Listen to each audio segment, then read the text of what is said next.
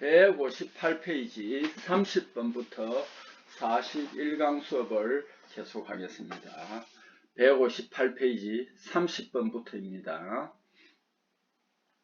침투액을 시험체 표면에 적용한 후 표면에 있는 불연속부에 침투액이 침투하는데 과잉 침투액을 제거하기 전까지 침투액 표면에 머무는 시간을 우리는 뭐라고 하느냐 하면은 유지시간이라고 합니다. 유지시간. 자, 이것을 침투액이 침투하는데 그 과잉 침투액을 제거하기 전까지 요거는 침투액 이제 머무는 시간을 유지시간이라고 한다. 31번 침투 탐상 시험 및 침투 지시 모양 분류에서 스프레이 노즐과 수압, 유량 조절 기구에 적합한 내용 및 필요할 경우 온수 제공 장치나 자외선 조사 장치를 갖추어야 하는 탐상 장치를 우리는 세척 장치라고 합니다. 세척 장치. 32번 침투 탐상 시험에서 현상제를 사용하는 목적으로 적합한 것은 이겁니다. 표면을 건조하기 위하여 사용한다. 아니지요. 현상제 사용하는 목적은 침투제의 침투력을 막기 위하여 사용한다. 이것도 아닙니다. 남아있는 유화제를 흡수하기 위하여 사용한다. 이 또한 아닙니다. 결합 내부에 침투제를 흡수하여 잘 보이게 할 수 있도록 사용한다. 그러니까 현상제가 결합 있는 쪽에 침투제 쪽에 흡수하여 침투제가 모세관 현상에 의해서 밖으로 나와서 약간 넓게 펴져서 잘 보일 수 있도록 하는 것이 현상제 투입 목적이 되겠습니다. 자, 33번 침투 탐상 시험에서 부적절한 세척 작업을 하였을 때 가장 검출하기 어려운 불연속은, 그러니까 깊이가 얕게 침입해 있는 침투제를 세척 작업을 세게 하였을 경우 어떻게 되냐면 이 얕은 결함에 침투한 침투제가 씻겨 나갈 수 있습니다. 그래서 여기에 제일 불연속 지시가 결함이죠. 그죠? 자, 여기에 용입불량이라는 게 있습니다. 용접 용어인데요. 용접부 모재 표면과 모재가 녹은 부분의 최저부 사이의 거리를 요걸 용입이라고 하는데, 용접부에서 용입되어 있지 않는 불충분한 상태, 여기 불충분하죠. 이 상태를 우리는 뭐라고 하냐면은 용입불량이라고 합니다. 용접결합의 한 종류입니다. 자, 요거 꼭 좀 알아두십시오. 용입불량. 자, 34번 의사지시 모양은 현상제를 적용한 면에 어떤 것이 남아있을 때 가장 높게 나타날 가능성이 있는가? 의사지시는 현상제를 적용한 면에, 그러니까 이 침투액이 남아있을 때는 그게 결함이 아닌 곳에 남아있을 때는 그게 마치 결함처럼 보이니까 이 모양을 우리는 의사지시라고 합니다. 자, 일반적인 비파괴 검사에 관한 설명 중 적합한 내용에 해당하는 것은, 유관검사는 비파괴 검사의 한 방법에 해당합니다. 비파괴 검사는 거의 육안으로 관찰할 수 있는데 또 이 유관검사도 비파괴 검사의 한 방법입니다. 그 다음 누설자속 시험은 압력용기물의 높이 검사하는데 적합한 시험이다. 아닙니다. 압력용기의 물의 높이 검사하는데 적합한 시험이 누설자속 시험이 아닙니다. 자분 탐상은 섬유강화 복합재료 접촉불량부, 이것도 아닙니다. 강자성체라 하면 됩니다. 침투 탐상 시험은 오스테나이트계 스테인리스강 비드 중에 내재하고 있는 미세한 균열을 검출하는데 적합한 시험 방법이다. 비드 중에, 이것도 사실은 내부 결함에 해당하는데 이건 방사선이나 초음파로 검사할 수 있는 것이지 침투 탐상으로 검사할 수 있는 게 아닙니다. 그 다음에 여기 정전 분사 침투 처리라는 걸 한번 봅시다. 가장 안정적인 방법입니다. 그래서 전기가 플러스 마이너스 이온으로 흘러가는 거는 정전기가 아니죠. 여기에 딱 그대로 정지된 상태, 정전기 분사 총을 사용하여 시험체 표면에 침투액 적용하고 대형 부품 전면 탐상에 아주 우수하다. 자, 이제 이제가 별로 안 나는데 정전 상태에서 정전기 분사총을 사용해서 시험체 표면에 침투액 적용하고 대형 부품 전면 탐상에 아주 우수한 것이 정전 분사 침투 처리다. 오늘 여기에서 이제 다시 한 번 더 이 부분이 나왔으니까 여러분에게 소개를 합니다. 자, 35번으로 넘어가겠습니다. 159페이지 35번. 형광 침투 탐상 시험에서 건식 현상제 사용할 때 형광을 내는 물질은 침투액입니다. 형광 침투액입니다. 36번 항공우주용 기기 침투 탐사 검상 방법 용어 중 다음 설명은 물 이외 휘발성 용제 중 용해 및 현탁 상태로 공급되고 급속히 건조되어 흡착성, 흡수성 피복된 현상제에 속하는 침투 탐상 검사 현상제. 이걸 우리는 뭐라고 하냐면은 물 이외라고 했잖아요. 휘발성 용제라고. 이거는 뭐냐면은 비수성 현상제. 항공우주일 때는 비수성 현상제고 종류는 D이지만은 KS 규격에 쓸 때는 속건식 현상제. 기호는 S로 표시한다는 것. 이제 여러분 한번 좀 생각해 보시기 바랍니다. 많이 했잖아요. 그죠? 자, 37번 또 배관용접부가 나왔네요. 배관용접부의 침투 탐상 시험에서 도관, 파이프입니다. 도관은 파이프입니다.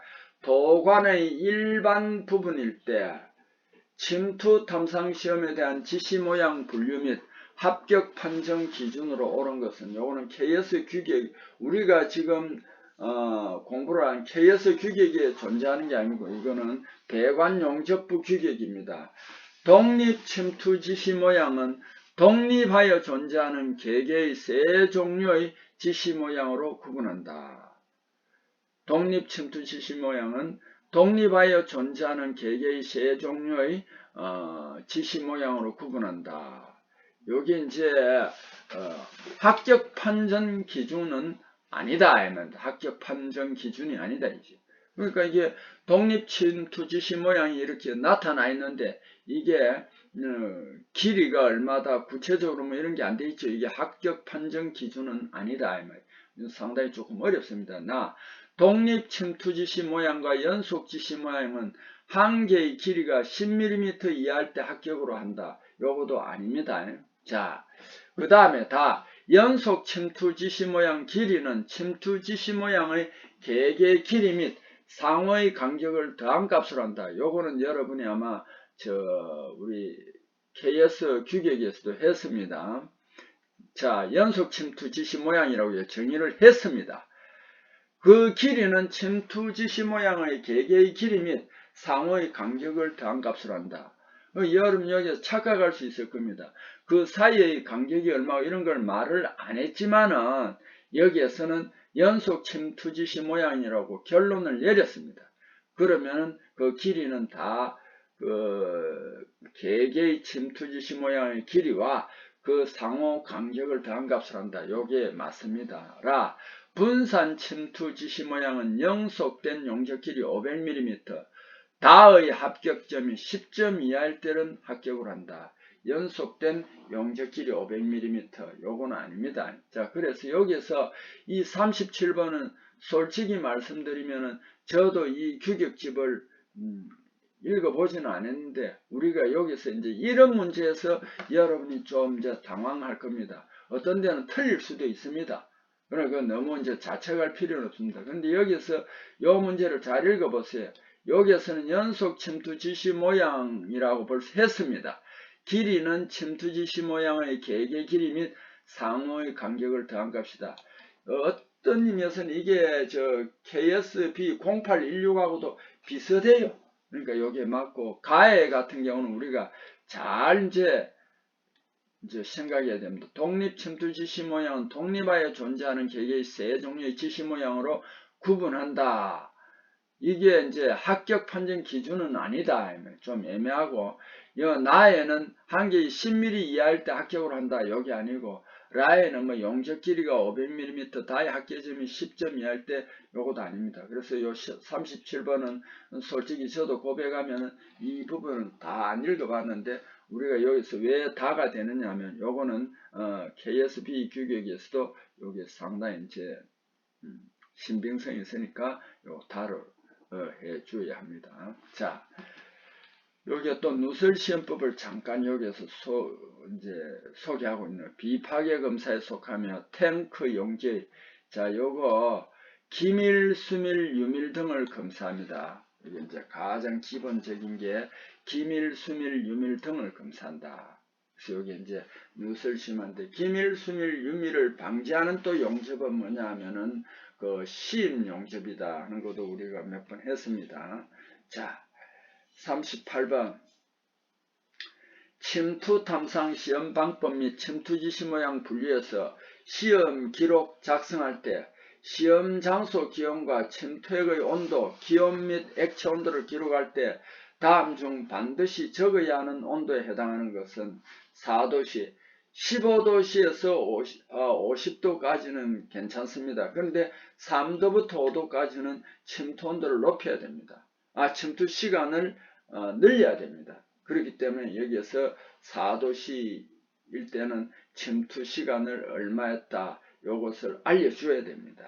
자, 그 다음에 누설 검사와 관련하여 부피가 일정한 밀폐된 탱크 내에서의 이상기체 온도가 0도씨, 압력이 40psi일 때 다른 조건 변화 없이 이상기체 온도만 50도씨로 상승할 경우 탱크 내에서의 기체 압력은 약 몇 psi가 되는가.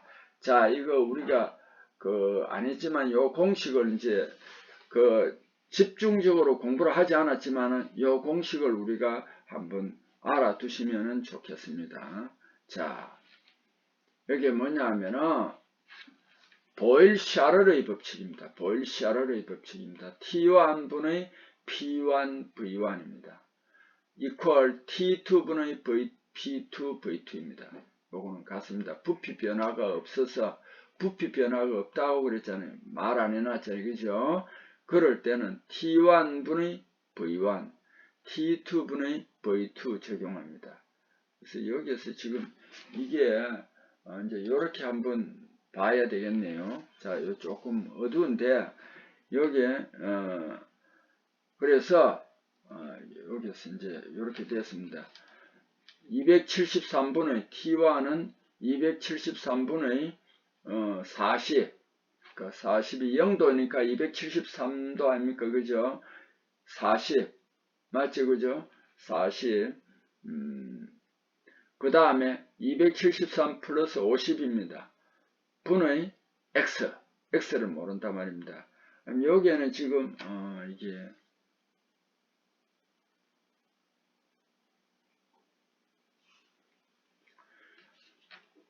자, 여기 지금 여기 어떻게 됐냐면 거기에 빠졌습니다. 죄송합니다. 이게 빠졌네요. 뭐가 빠졌냐면 여기에 이퀄이 빠졌어요. 그러니까 여기 잘못됐습니다. 이퀄이 빠졌습니다. 자, 그러면은 X는 어떻게 되냐? 273분의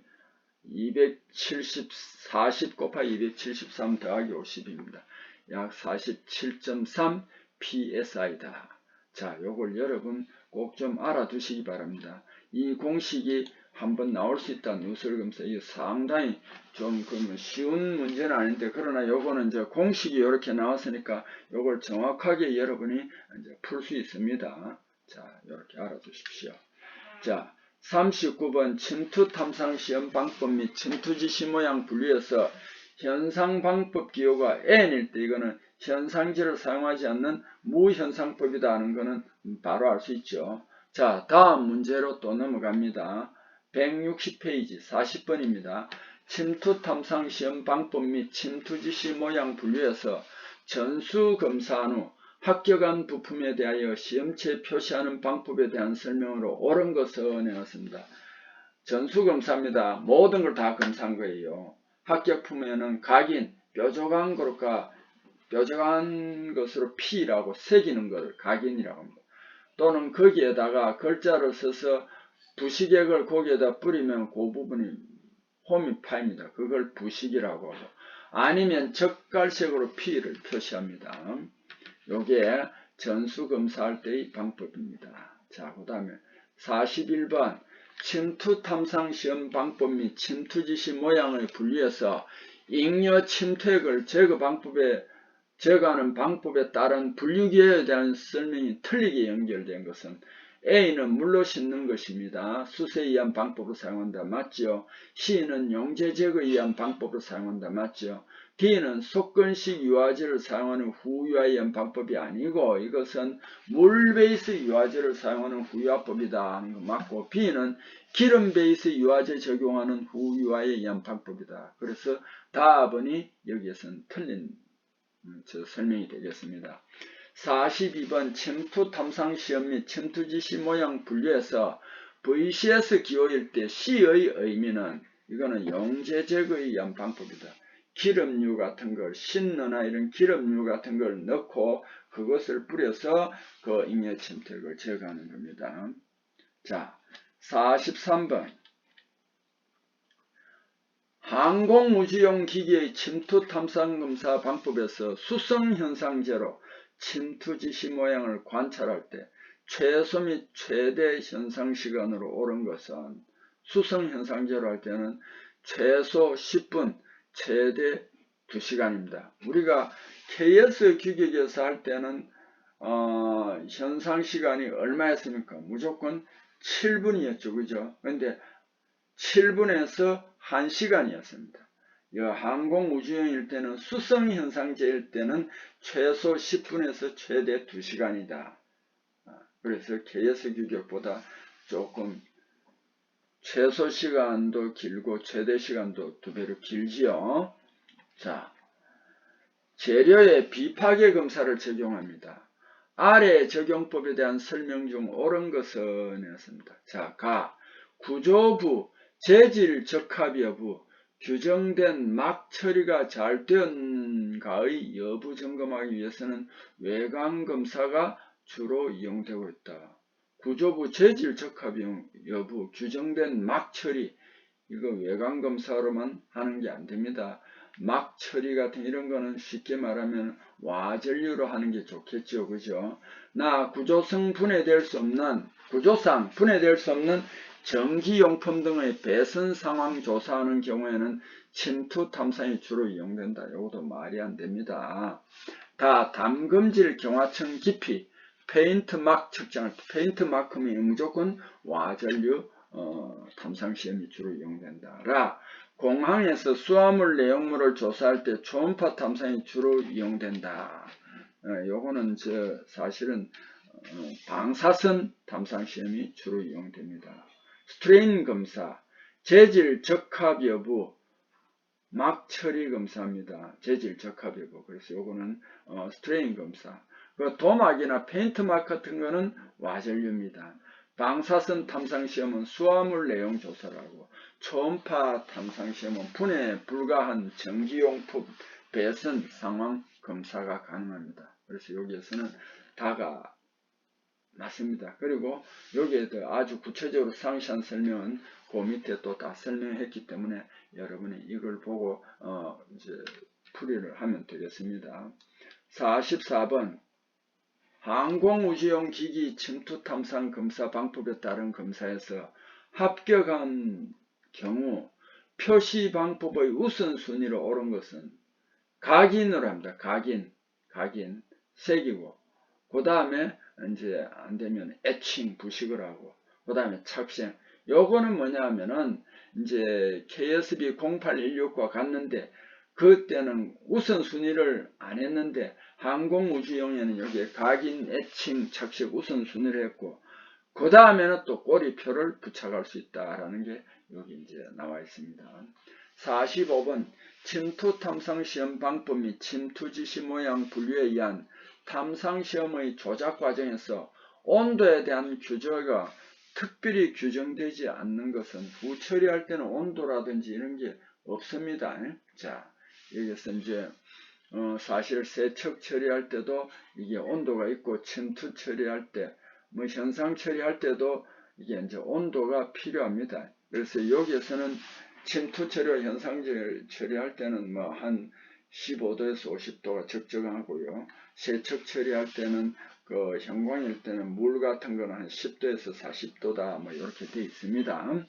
46번 침투 탐상 시험 방법 및 침투 지시 모양 분류에서 세척 처리, 제거 처리할 때 형광 침투액을 사용할 경우 수온의 범위는 10 내지 한 40도씨 정도가 적합하다는 것이 이제 그 규격집에 나와 있습니다. 자, 47번으로 또 넘어가겠습니다.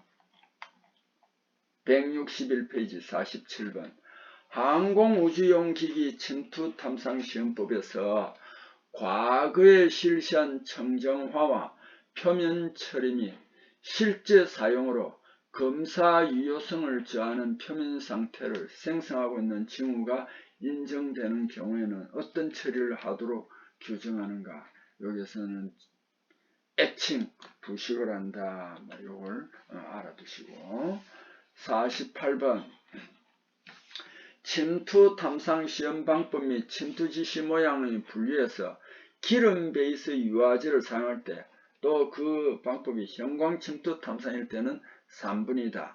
염색 침투 탐상일 때는 30초고 그 다음에 물 베이스 유화제를 사용할 때는 형광 침투 탐상이든 염색 침투 탐상이든 2분이다 하는 것도 우리가 규격집에 잘 나와 있죠. 자, 49번 한번 봅시다. 침투 탐상 시험 방법 및 침투 지시 모양 분류에서 시험체 재질이 플라스틱이고 결함 종류가 균열이라면은 현상 온도가 15도 내지 50도씨의 범위일 때 규정된 침투 처리 후 표준 현상 시간은 거의 온도가 15도 50도일 때는 현상 처리 시간은 모든 그 결함이나 재료에서 7분이다 하는 걸 알아두고 단 침투일 때는 대부분 이렇게 5분인데 여기 아변품, 압출품, 단조품일 때만 10분을 적용한다라는 것도 규격집에 잘 나와 있습니다. 자, 디젤 엔진 크랭크 축을 제작하는 가공 공정 중 고주파 열처리를 시행한 후 고주파 열처리에서 발생하는 결함 검출 시, 고주파할 때 결함 검출 시 가장 적합한 비파괴법 조합을 내놨습니다. 이제 고주파에 발생한 결함 검출 시 가장 자분 탐상 검사와 침투 탐상 시험입니다. 요거는 뭐냐 하면은 재료 열처리 시 나타나는 결함은 주로 표면 결함이 많이 나타나기 때문에 자분 탐상 검사, 침투 탐상 검사가 아주 적합합니다. 그리고 이 재료가 디젤 엔진이나 크랭크 쪽 이런 건 전부 다 탄소강 재료, 강자성체 재료로 만들었기 때문에 자분 탐상 검사도 가능하다라는 것을 여기에서 정답으로 제시할 수 있습니다.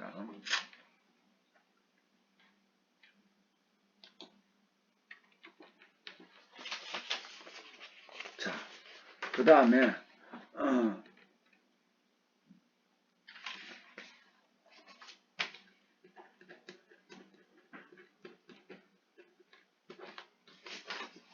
내가 위로 올렸네. 침투액 적용 방법은 침투액을 적용할 때는 알아두세요. 분무법, 붙일, 침지법인데 정전 이거는 플러스 마이너스가 이제 그대로 이제 평형 상태를 이루고 있는 그 상태에서 이제 분무하는 플러스 마이너스로 흐르는 게 아닙니다. 그래서 여기서 하나 더 알아둘 것은 분무법, 붙일, 정전 분사법, 침지법이 있습니다. 그래서 여기에 이제 제일 좋은 게 정전분사법인데, 실제로 현장에서는 정전분사법을 그렇게 잘 안 씁니다. 보통 우리 뭐를 많이 하느냐면 분무법을 제일 많이 씁니다. 분무법은 스프레이로 뿌리는 거지요. 용접부, 구조물 부분 탐색용 제일 편리합니다. 주로 용재 제거성 침투용, 침투액 소모 크고 시험 분산하여 부위 이외의 세척정 저하합니다. 그래서 이거 이제 소모가 이렇게 뿌리니까 좀 큽니다. 자, 그리고 분사, 그러니까 여러 이게 이제 경험이 부족한 사람은 온 부분에는 막 날아가서 그 세척성이 저하할 수 있다. 인체에 흡입되는 것 방지하기 위해서 환기시설이 필요합니다. 밀폐된 공간에서는 가급적 사용 자제해야 한다. 붓칠, 용접부나 구조물 부분 탐색하는 겁니다. 손으로 도포량 조절할 수 있습니다. 붓으로 하니까. 용재 제거성 침투 탐상, 침투액 손실 최소화, 그 용재 제거성 침투 탐상보다는 침투액 손실 최소화할 수 있고, 밀폐 공간 환기시설 없는 곳에서 효과적인 방법입니다. 정전분사법, 가장 안정적인 방법입니다. 정전기 분사 총을 사용합니다. 그래서 대형 부품의 전면 탐상이 효과적입니다. 균일하게 도포할 수 있고 침투액 손실 최소화할 수 있습니다. 경제적인 방법입니다. 그 다음 침지, 분무 붓칠보다는 안정적입니다. 소형 대량 생산 제품에 적합합니다. 현장 이동 검사에는 부적합합니다. 이 욕조라든지 이런 게 있어야 됩니다. 수세성 침투 탐상에 효과적입니다. 시험체 표면에 침투액 적용될 때까지 침적하고 침투 시간에는 침적시키지 않아야 됩니다. 침투액 적용 후 이거는 뭐냐면 침적했을 때는 반드시 100시간 100을 해줘야 되는데 100시간이 100 처리합니다. 그리고 이 100 침투액은 재사용할 수 있습니다. 침투액 조예, 먼지, 수분, 기름 등 이물질 유입을 방지해 줘야 됩니다. 100 처리는 특징이 뭐냐? 시험체에 균일한 도포를 할 수 있고 과잉 침투액을 이렇게 좀 제거해 줍니다. 흘러내립니다. 이걸 과잉 침투액 제거로 유화 처리, 세척 처리 효율을 증대시킵니다. 100시간 침투 시간에 포함됩니다. 100시간이 너무 길면 침투액이 건조되어서 침투 효과의 저하, 세척 처리가 어려워집니다. 자, 여러분 여기에서 지금 이제까지 우리 KS 규격에서는 그 정전기식은 설명이 안 되었는데 여기에서는 정전기식도 설명이 되고 침지나 이런 배액 처리 같은 걸 이 항목에서는 굉장히 구체적으로 설명해 놨습니다. 여러분 이 부분을 항상 참고를 해서 다음번에 이 침투액 적용 방법에 관한 문제를 다룰 때는 그 어려움이 없도록 항상 표시를 해두고 참고를 해 주시면 고맙겠습니다. 자, 여러분 이 강의 듣느라고 수고했습니다. 다음 시간에 또 즐거운 마음으로 만나도록 합시다.